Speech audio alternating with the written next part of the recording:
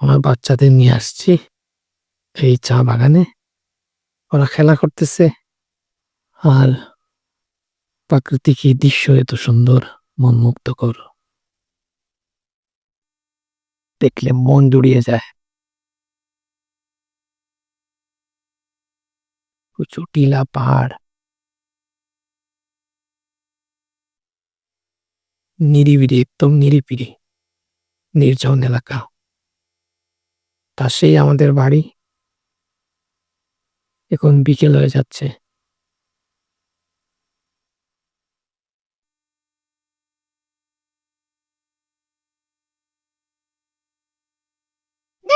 ঘুরতে বাচ্চারা গুড়ি উড়াইতেছে।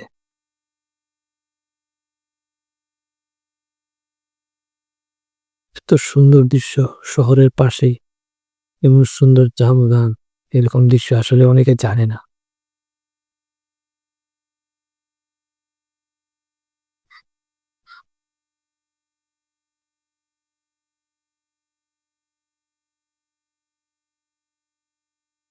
এই আমরা যখন ছোটবেলায় এখানে খেলা করতাম তখন এগুলাকে বলে পোতের কুটুম অথবা লেংড়া। এই যে গাছটা, এটা কাপড়ের সাথে লেগে যেত।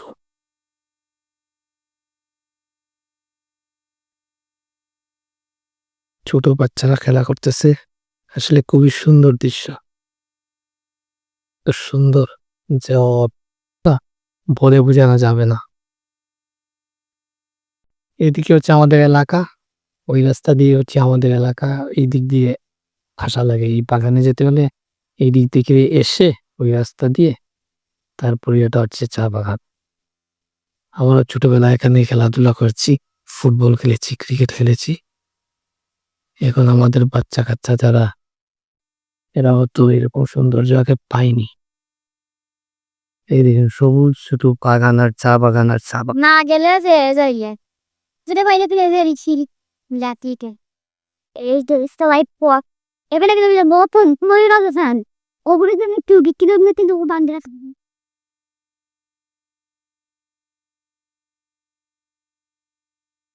এখন বিকাল সন্ধ্যা হওয়ার টাইম, পরিবেশটা খুবই সুন্দর।